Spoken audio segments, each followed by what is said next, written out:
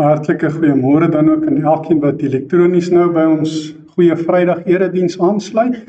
Mag jy saam met ons ook vandag se teenwoordigheid ervaar en beleef en mag jy deur Christus se kruisdood herinner word aan God se groot liefde ook vir u. Kom ons word nou stil, dan bid ons saam. Almagtige God en Hemelse Vader, ons kom om vir u baie dankie te sê dat ons nou die simbole van u liefde, die brood en die wyn kon gebruik, om ons te herinner aan wat Jesus aan die kruis vir ons gedoen het. Ons is opreg dankbaar, Here, dat hy onskuldig vir ons gelei het en die prys betaal het, sodat ons vir ewig kan lewe.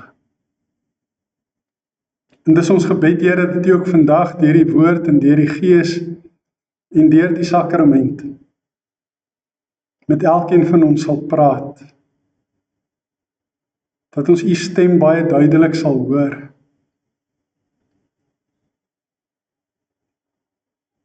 dat u sal raak sien wat ons behoeftes is, en dat u dienooreenkomstig ook vir ons uitkoms sal gee. Ons aanbid u as die opperbevelvoerder in die groot heelal, wat alles wat u gemaak het in stand hou en in u hande vashou, ook vir ons. En ons loof en prys u omdat niks en niemand ons uit u hand kan ruk nie. Ons bid dat u nou deur die woord en Gees en deur die diensknegt met ons elkeen sal praat en vir ons 'n boodskap sal gee, wat ons lewens kan verryk. Ons bid dit in Jesus se naam. Amen. Maatjies, vanoggend het Panda saam met my gekom. Nou Panda kom al die pad uit China uit en sy is 'n panda beer natuurlik. Sy is baie skaam en praat baie sag, maar gelukkig kan ek haar hoor en ek verstaan ook die pandanees wat sy praat, so ek sal tolk en vir julle sê wat sy sê. So goeiemôre Panda, hoe gaan dit? Sy sê daar's nie pille vir domheid nie. Ek het gevra, hoe gaan dit? Sy sê, ekskuus, nee, goed, dankie. Maar hoekom sê jy daar's nie pille vir domheid nie? Sy sê, as jy dom is, moet jy suffer, daar's nie pille vir domheid nie. Maar hoekom sê jy so? Wat is fout?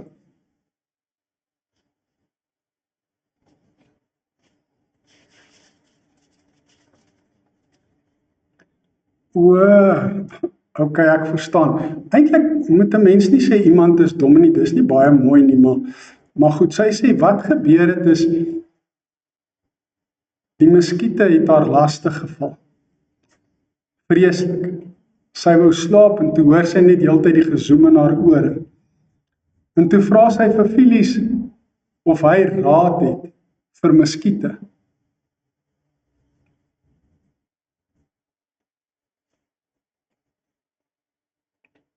Sy sê, en toe antwoord Filies haar, hy weet nie wat die muskiete gevra het nie, so hy kan nie vir hulle raad gee nie. Okay, dit klink minder intelligent, maar goed, miskien het hy dalk 'n punt beet, want 'n mens sou dit ook so kon interpreteer. Sy sê, dis nie al nie, wat nog?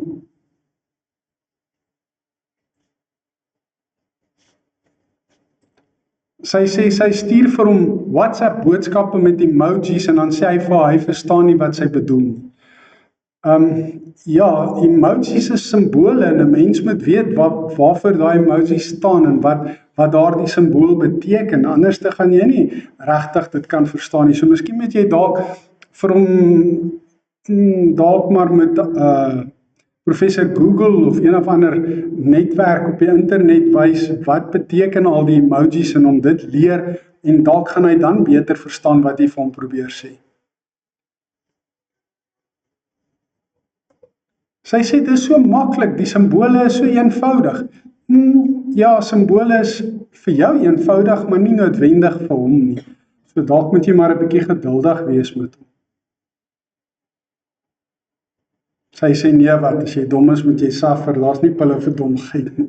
Maar goed, ek dink jy moet maar aandagtig hier agterkom sit en luister.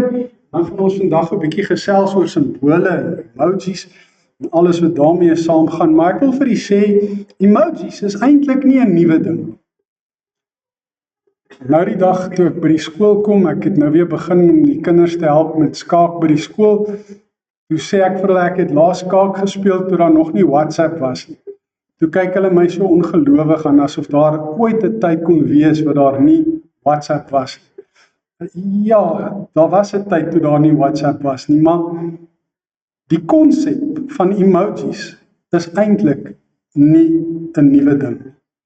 Vandag ken ons dit, almal van ons gebruik dit in ons boodskappe op WhatsApp en deesdae nou ook op Telegram, en daar's 'n paar baie oulike emojis wat vriendelike boodskappe oordra, en ja, daar is plekke waar mense kan gaan kyk, wat is die betekenis van al hierdie emojis. En so rukkie terug was daar een of ander hooggeplaaste persoon wat in die moeilikheid was omdat hy glo emojis vir iemand anders gestuur het wat verskuilde betekenisse het. En ek onthou op die nuusberig het hulle nogal 'n ekspert persoon, iemand wat nou 'n ingeligte is, het hulle gevra wat beteken hierdie emoji sodat hy dit nou moes verduidelik. Dit was vir my nogals interessant geweest en insiggewend, maar dis glad nie 'n nuwe ding nie. Ons skriflesing vanoggend is Johannes hoofstuk 3 vers 14. Ons gaan net hierdie een vers lees. Nou, iemand Johannes 3 altyd onthou is die teksgedeelte waarin vers 16 ook staan, nê?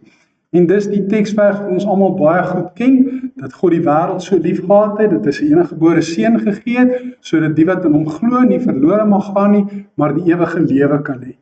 En ons weet dat dit deel was van 'n gesprek wat Jesus gehad het met 'n baie bekende skrifgeleerde met die naam van Nikodemus, wat in die nag in die geheim na Jesus toe gekom het en met hom kom praat het. Nou hierdie gesprek en hierdie teksvers is deel van hierdie gesprek. Jesus sê vir Nikodemus in vers 14, Moses het die slang in die woestyn hoog op 'n paal gesit.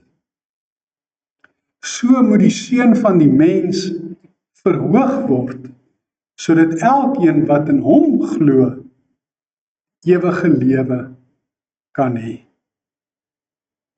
Moses het die slang in die woestyn hoog op 'n paal gesit, so moet die seun van die mens verhoog word, sodat elkeen wat in hom glo, ewige lewe kan hê. Nou wat beteken dit? God het van die vroegste tye af in die geskiedenis van die mensdom gebruik gemaak van simbole. Ons kan maar sê emojis is eintlik maar niks anders as simbole nie. Die eerste simbool wat ons teekom is die boom van kennis van goed en kwaad. Daar's baie geleerdes wat reken dat daar nie regtig so 'n boom was nie, dat hierdie verhaal eintlik maar 'n mite was of 'n storie was om 'n boodskap oor te dra, om te verduidelik waar sonde vandaan gekom het en dat dit nou nie letterlik gebeur het nie. Maar of dit nou letterlik gebeur het of nie letterlik gebeur het nie, die boom in die tuin, in die middel van die tuin, was 'n simbool gewees. 'n Simbool gewees van 'n opdrag wat God die mens gegee het. Vir Adam en Eva het hy gesê, julle kan alles eet. Julle is vry om alles te eet in die tuin van Eden, om julleself te geniet. Maar daai boom van kennis van goed en kwaad, ek wil nie hê dat julle van daardie boom moet eet nie. En toe hulle daardie boom genader het en deur die duiwel daartoe verlei is om van die vrug te eet, het hulle sonde gedoen. En het die boom van kennis van goed en kwaad, die hout van die boom self, die simbool geword van sonde. En dit is waar lyding begin het. Dis waar swaar kry begin het. Dis waar die mens sy heel eerste wonde opgedoen het. Van daar af het dit net van kwaad tot erger gegaan. Die volgende simbool is die simbool wat Jesus van praat in sy gesprek met Nikodemus. Daar's baie ander simbole ook, maar dis die volgende een waarby ek wil stil staan. Moses het die volk Israel deur die woestyn gelei na die beloofde land. Maar eintlik was dit God wat hulle gelei het na die beloofde land. Met 'n wolkkolom in die dag en 'n vuurkolom in die nag. En toe op 'n stadium kom hulle by 'n plek waar daar baie giftige slange was. En hierdie slange het die mense gebyt. En die mense het van hierdie slangbyt baie ernstig siek geword en ons weet self, afhangende van wat se tipe slange dit is en wat se tipe gif hulle het, wat die invloed daarvan kan wees, of dit kan jou weefsel laat verrot, of dit kan jou senuweestelsel aantas, sodat jou hart en jou longe ophou funksioneer, of dit kan bloeding veroorsaak, sodat jy jouself doodbloei. Wat ook al die geval was, hierdie slange het grootskaalse wonde veroorsaak. God sê toe vir Moses, wat hy moet doen, is hy moet 'n paal vat, hy moet 'n paal maak, waar hy dit daar in die woestyn gekry, dit weet ons nou nie, seker was daar 'n boom of 'n tak iewers, en hy het dit in die hande gekry, en hy het gesê, hy moet 'n slang bo op daardie tak, bo op daardie paal vasmaak. En dan moet hy vir die volk sê, elke keer wanneer 'n slang hulle byt, dan moet hulle opkyk na die slang wat aan daardie paal hang. En dan moet hulle glo dat hulle gesond sal word. En deur hulle geloof is hulle dan genees. Net so sê Jesus, gaan daar nog 'n simbool kom. Die simbool van die kruis. Hy gaan ook, net soos die slang, opgehang word aan 'n paal. En elkeen wat vol wonde is as gevolg van die sonde, wat opkyk in die geloof na hom, sal vergifnis ontvang, sal genesing kry vir hulle wonde.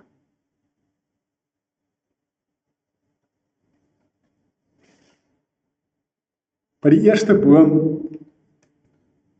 het God die duiwel gestraf en het hy hom 'n slang laat word. Hoe hy voor die tyd gelyk het, dit weet ons nou nie. In die woestyn is hulle deur slange gebyt. En ons moet nou nie dink dat elke slang wat bestaan die duiwel is nie. Dis nie wat dit beteken. Slange is maar net slange. En die duiwel is so listig soos 'n slang, sal 'n mens kon sê.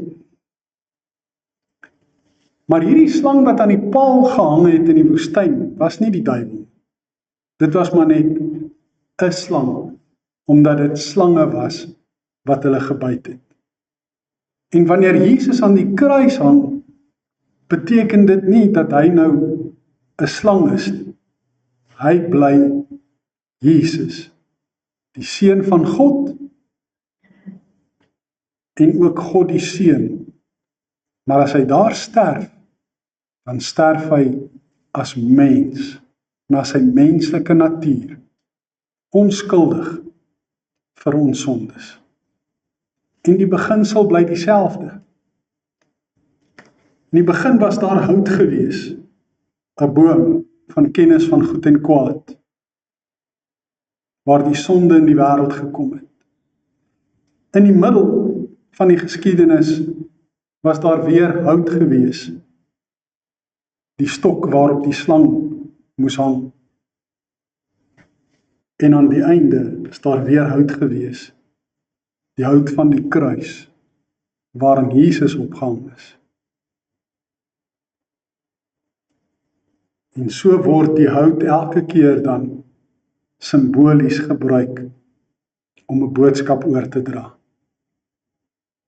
Die afgelope week het professor Stefan Joubert, wat vir my Nuwe Testament gedoseer het aan die Universiteit van Pretoria, in sy E-kerk nuusbrief geskryf dat Jesus verwonding verander in verwondering. Baie mooi woordspeling, en ek het besluit om dit by hom te leen vandag, omdat dit presies inpas by dit wat ek probeer sê en by ons boodskap vandag. Jesus verander verwonding in verwondering.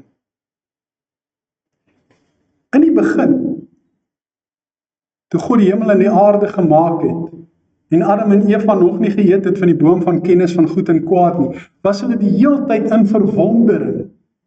In verwondering oor God en sy grootheid, sy almag en oor die skepping.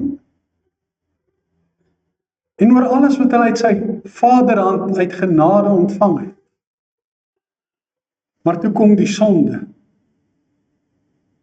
En die sonde vervang die verwondering. En dit maak hulle verwond, vol wonde. Dieselfde gebeur in die woestyn, dieselfde gebeur aan die kruis. Adam en Eva se sonde het die ganse skepping verwond. Dis nie net hulle wat gelei het onder hulle sonde en as gevolg van hulle sonde. Die ganse skepping ly as gevolg daarvan. Want God het gesê, nou gaan die aarde dorings en distels voortbring, onkruid. Daar gaan natuurrampe wees. Al hierdie dinge is as gevolg van die sonde. En daarom skryf Paulus in die Romeine brief hoe dat die hele skepping smag na Christus se wederkoms, sodat die nuwe hemel en die nuwe aarde kan kom en gesond kan word van hierdie verwonding as gevolg van die sonde. Ook die slange in die woestyn het die Israeliete verwond. En ek het dit nou nog nie self beleef dat 'n giftige slang my byt nie. Slange het my al gebyt, maar dit was nie giftige slange nie. Maar ek hoor dit is baie pynlik en dit brand geweldig. En net soos die slang op die paal hoog opgehang is, sê Jesus, so gaan hy ook aan die kruis hoog opgehang word. Hy gebruik min of meer dieselfde woorde ook in Johannes 12, vers 32 en 33, wat julle gerus by die huis kan gaan lees. Waar hy sê dat die seun van die mens verhoog gaan word. En hy bedoel opgehang gaan word, hoog opgehang gaan word aan die kruis. Op dieselfde manier wat die slang aan die paal opgehang is. Maar met Jesus se koms, met sy geboorte, met sy lewe op aarde, met sy lyding, met sy bespotting, met sy kruisdood uiteindelik, met sy verlossingswerk in geheel, sien ons dat sy woorde en sy wonderwerke mense met wonde verander na mense in verwondering. En daar's baie voorbeelde daarvan in die Nuwe Testament. Ek gaan maar enkeles uitlig. Die eerste is in Matteus 7, vers 28 en 29. Dis die einde van die bergrede wat van Matteus 5 tot 7 gaan. Daar lees ons die woorde, die skare was verwonderd gewees. Want Jesus het hulle geleer soos iemand met gesag en nie soos hulle skrifgeleerdes nie. Alhoewel die woord verwonderd nie daar gebruik word nie. Daar word gepraat van verbaas. Sou 'n mens daardie woord ook kon vertaal met verwonder?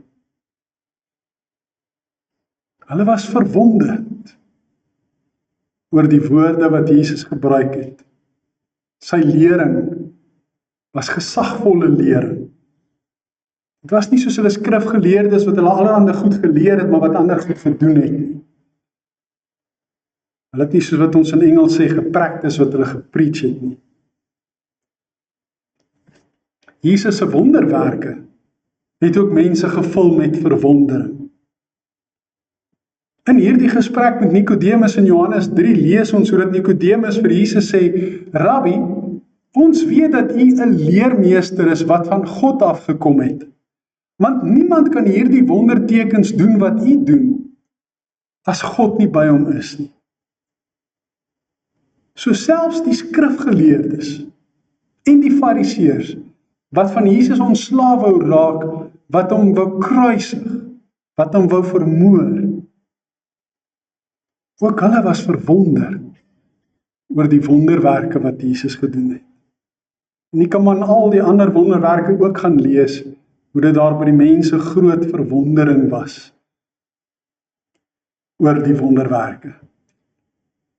En dan ook die voorbeeld van die moordenaar langs Jesus wat aan die kruis hang en wat om genade pleit, terwyl die ander moordenaar besig is om saam met die mense vir Jesus te spot, pleit hy om genade en wys hy hom tereg. Wys hy hom daarop dat Jesus onskuldig is. En dan sê Jesus vir hom, ek verseker jou, vandag sal jy saam met my in die paradys wees. Dink net, hoeveel daardie woorde vir daardie man aan die kruis in sy sterwensoomblikke beteken het. Daar hang hy aan die kruis verwond. Maar Jesus se woorde gee vir hom verwondering. Dit gee vir hom hoop. Want hy gaan saam met hom in die paradys wees. Hy gaan die ewige lewe hê. En toe sterf Jesus. Hy blaas sy laaste asem uit. En toe die offisier en die soldate wat saam met hom vir Jesus bewaak het, die aardbewing sien en die dinge wat gebeur, die grafte wat oopgaan, die duisternis wat daar was, die mense wat lewendig word wat dood was, het hulle baie bang geword en gesê, hierdie man was werklik die seun van God. Eers bespot hulle hom saam met die Jode wanneer hy daar in die kruis hang. As hierdie Christus is, verlos homself, kom af van die kruis af. Skreeu hulle vir hom. Maar eintlik diep in hulle eie harte is hulle geestelik dood en verwond as gevolg van hulle sonde. En dan as hulle al hierdie dinge sien wat gebeur wanneer Jesus sterf en hoe hy sy laaste asem uitblaas en sê, Vader, in u hande gee ek my gees oor, word hulle vervul met verwondering en besef hulle, Jesus was werklik die seun van God. En dan in Lukas lees ons dat een van die soldate gesê het, hierdie man was werklik onskuldig. Verwondering.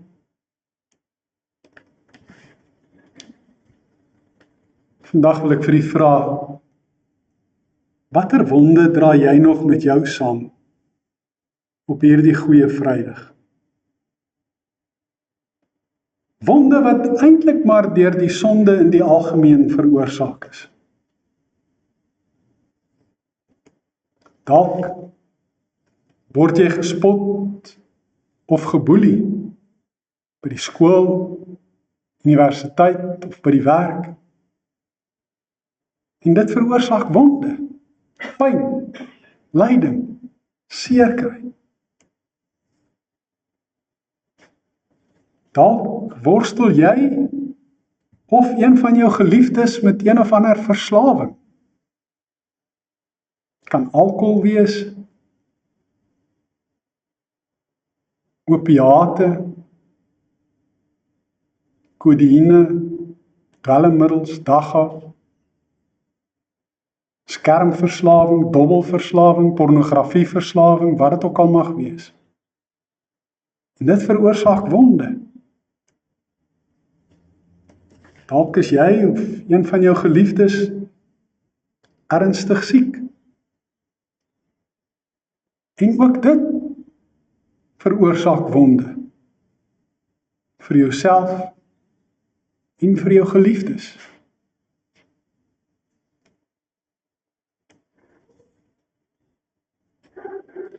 Dalk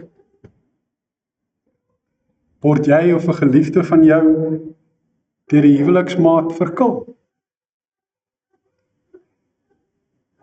En draai jy in jouself die pyn en die seer wat dit veroorsaak diep in jou binneste rond. Of dalk worstel jy of 'n geliefde van jou met huweliksprobleme, of gaan hulle dalk deur 'n egskeiding, of het hulle deur 'n egskeiding gegaan en beleef hulle al die wonde wat daarmee gepaard gaan. Of dalk het jy of iemand naby aan jou 'n geliefde aan die dood afgestaan. En ek sê elke keer jy of 'n geliefde van jou, want ons het mos medelee met mekaar, ons het simpatie met mekaar. As 'n geliefde van my swaar kry, kry ek ook swaar. Sy seer het ek ook seer. So die wonde is nie noodwendig net jou eie wonde nie, maar dis ook ander se wonde wat jy saam met jou dra. Watter wonde dra jy met jou saam? Vandag, op Goeie Vrydag, 2026. Die heilige nagmaal is God se simbole, net soos wat emoji simbole is, wat ons daaraan herinner dat hy mense met wonde kan verander in mense in verwondering. Ons het vandag die brood geëet, die druiwesap, die wyn gedrink, teruggedink aan Jesus se kruisdood, vir hom dankie gesê. Maar het dit ons regtig gebring by verwondering? Of is ek nog vasgevang in my verwondheid? Is die seer kry, die wonde wat ek met my saamdra, nog steeds so erg, nog steeds so oorweldigend, asof Jesus nog nie aan die kruis gesterf het nie? Asof hy nog nie my wonde gedra het nie? Asof daar nog nie deur sy wonde vir my genesing gekom het nie?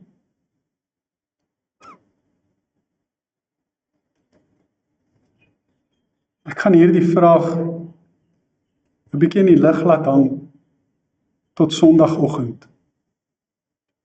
Sondagoggend is Paasondag. Dan vier ons Jesus se opstanding. En dan gaan ons vra, hoe kry jy dit reg om jou verwonding te laat oorgaan in verwondering? Amen. Kom ons bid saam. Hemelse Vader, ons kom staan ook vandag in verwondering voor die kruis. Soos die soldate wat besef het dat Christus waarlik die Seun van God is, dat hy werklik onskuldig is, so besef ons dit ook. Soos Nikodemus besef het in verwondering dat niemand die dinge kan doen wat Christus doen as God nie by hom is nie. So is ons ook in verwondering oor al die wonderwerke wat hy in ons lewens doen. Maar Here, soos die Israeliete in die woestyn wonde opgedoen het deur die slange wat hulle gebyt het, so het elkeen van ons in ons lewens al talle wonde opgedoen. waarvan sommige nog nie genees het nie.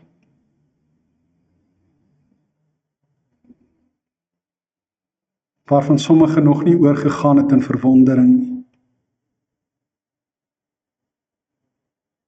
En daarom bid ons, Here, wees ons genadig. Laat daar deur U wonde vir ons genesing kom. Here, U ken ons harte. U sien ons swaar kry, ons seer kry, ons pyn, ons lyding, ons wonde raak. Dit gaan nie ongesiens by U verby nie. U het medelee met ons.